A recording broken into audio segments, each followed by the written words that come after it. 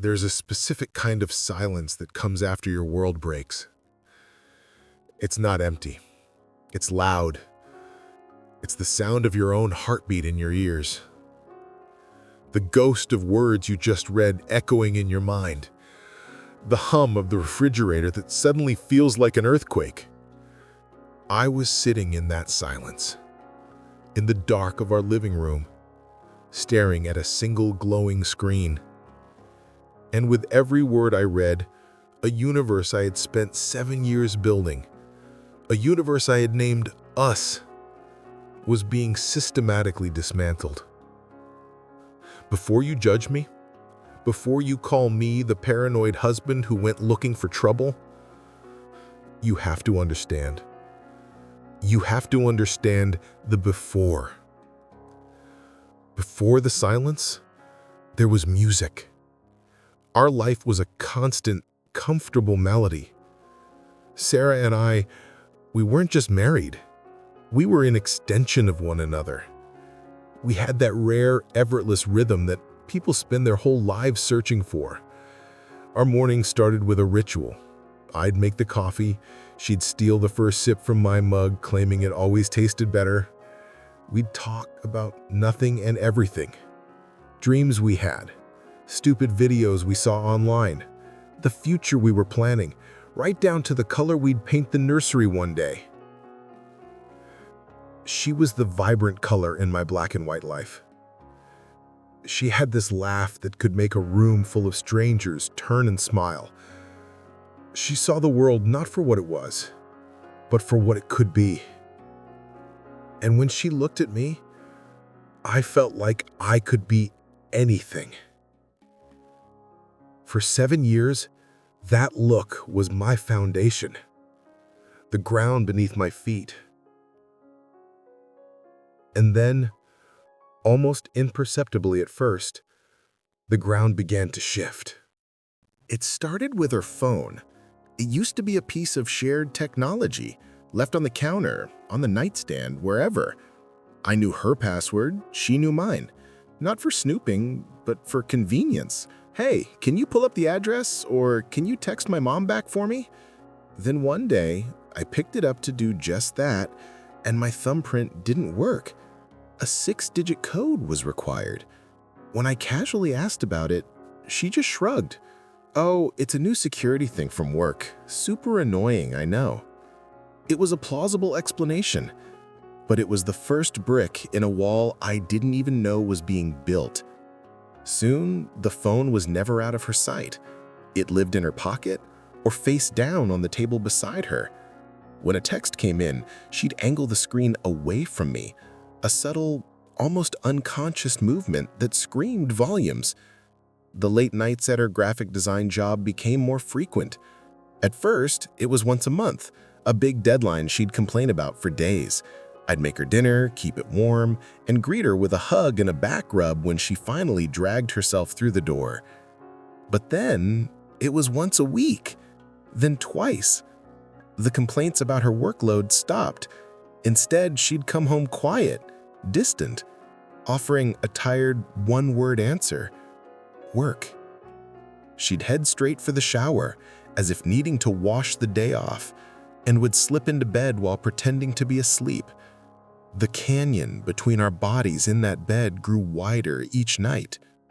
I started to feel a cold dread coiling in my stomach. I told myself I was being ridiculous.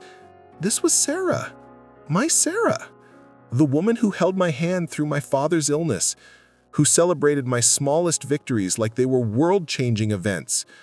There had to be a rational explanation. Stress, a difficult project, a demanding boss. I clung to these reasons like a life raft. But my mind became a detective against my will. I started noticing things I couldn't explain away. I noticed the new clothes she was buying. Styles a little more daring, a little less her. I noticed the vague answers about her day. It was like talking to a beautiful, polite stranger who happened to live in my house. The easy laughter, the inside jokes, the comfortable silences. They were all gone, replaced by a tense, fragile politeness. I tried to break through. I planned date nights. I brought her flowers. I would try to start conversations to pull her back to me. And she'd be there, physically, but her eyes would be a million miles away. I could feel her slipping through my fingers like sand. I was losing her, and I had no idea why. My paranoia zeroed in on a name she mentioned a few times. Mark, a colleague from her team. She'd mentioned him in passing. Mark had a great idea for the campaign. Mark and I had to pull a late one to finish the pitch. The name was always dropped so casually, a little too casually. I started to hate that name. In my mind, Mark became a faceless villain, the architect of my misery. The breaking point was our 7th anniversary. I decided to fight back against the silence to reclaim what we had. I made a reservation at the tiny romantic Italian place where we had our first date. I spent a week's salary on a delicate necklace I'd seen her admiring months ago. It felt like a grand gesture, a final stand for our marriage. That morning, I left a note on her pillow. I sent her a text in the afternoon, counting down the minutes until I see you tonight. I love you more than ever. The reply didn't come for hours. I checked my phone every 5 minutes, my anxiety growing with each passing tick of the clock. Finally, it buzzed. My heart leaped with hope. But the message, it was a death sentence in 7 words. So sorry, have to work late. Rain check? That was it. No emotion, no explanation. Rain check. You rain check a coffee date, not a 7th wedding anniversary.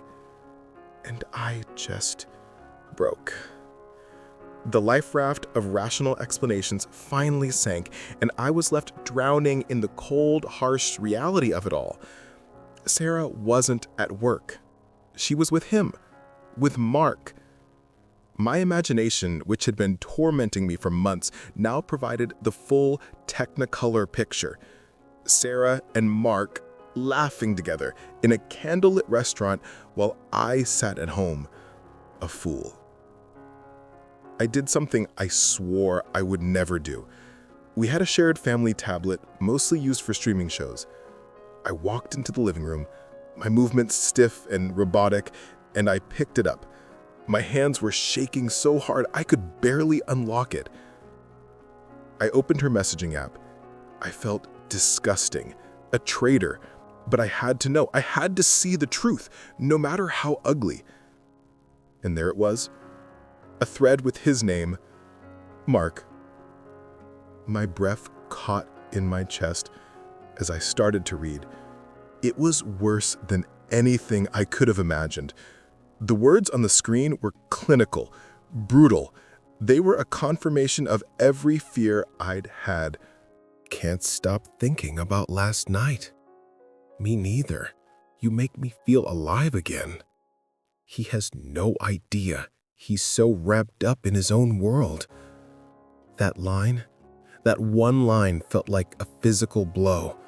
He's so wrapped up in his own world? Was that how she saw me? As some oblivious idiot, blind to the life she was living behind my back? I thought about all the times I had tried to reach her, the date nights I planned, the conversations I tried to start. Was all of it just a pathetic joke to her? The final messages were about tonight, our anniversary. Tonight?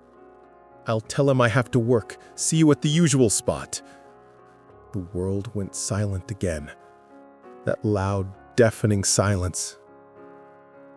I read the messages over and over, each word a fresh stab of betrayal. The woman I had built my life with was a stranger. The love I thought was my foundation was a lie. I didn't cancel the reservation at the restaurant. I went. alone. I sat at our table, the one in the corner by the window.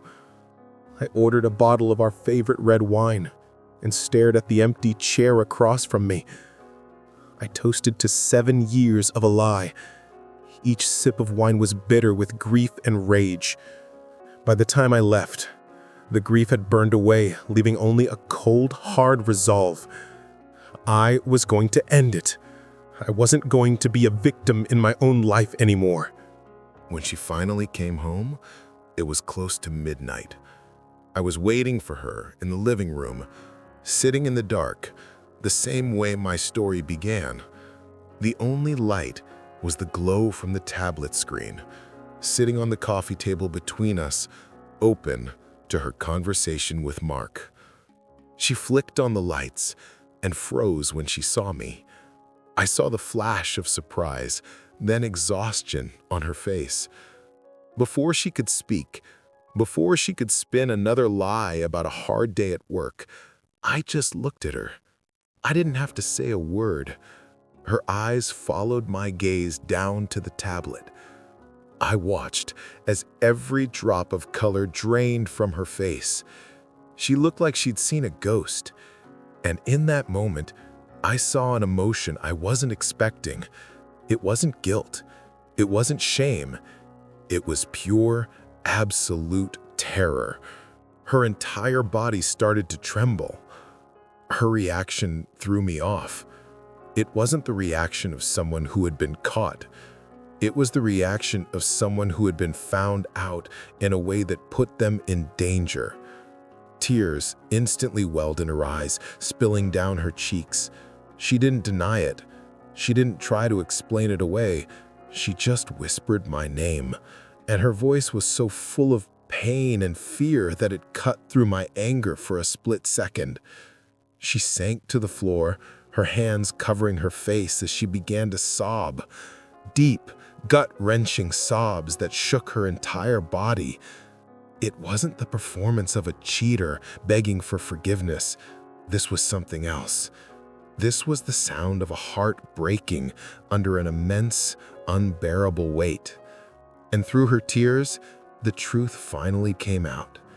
A truth so staggering, so much darker than a simple affair, that it felt like the world was tilting on its axis all over again.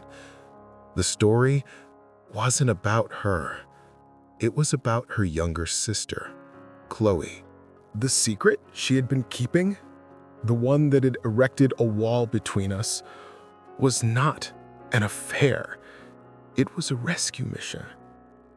For the past year, Chloe had been trapped in a terrifyingly abusive relationship. The man she was with was a monster, controlling every aspect of her life, isolating her from her family, and threatening her with violence if she ever tried to leave. Mark, the man I had painted as the villain, was no lover. He was an old family friend, a paralegal who had been using his legal knowledge to help Sarah orchestrate Chloe's escape. Every piece of evidence that I had so carefully collected, that had fueled my rage and grief, was suddenly reframed in a horrific new light. All those late nights at work, they were clandestine meetings with domestic violence advocates, lawyers, and Mark. They were secret trips to look at safe apartments. They were hours spent packing Chloe's life into unmarked boxes in the dead of night while her abuser was out. The sudden secrecy with her phone? It was because Chloe's partner was technologically savvy and paranoid. He had installed spyware on Chloe's devices before and had tried to monitor her family. Sarah's phone was their only secure line of communication, a lifeline in a sea of danger.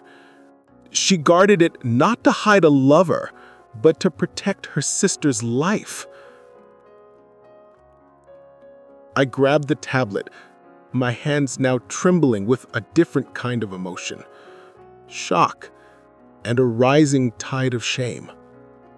I looked at those damning messages again as she explained each one, her voice hoarse from crying. Can't stop thinking about last night. This was sent the morning after they had finally, physically moved Chloe out of her house into a temporary hotel. It was a night of pure adrenaline and terror. You make me feel alive again. Those weren't Sarah's words to Mark. That was a text from Chloe, sent from the safety of the hotel room, a message of profound relief and gratitude. Sarah had simply forwarded it to Mark to share in the victory. And the message that had felt like a dagger to my heart. He has no idea. He's so wrapped up in his own world. She was never talking about me. She was talking about Chloe's abuser. The entire operation depended on his ignorance.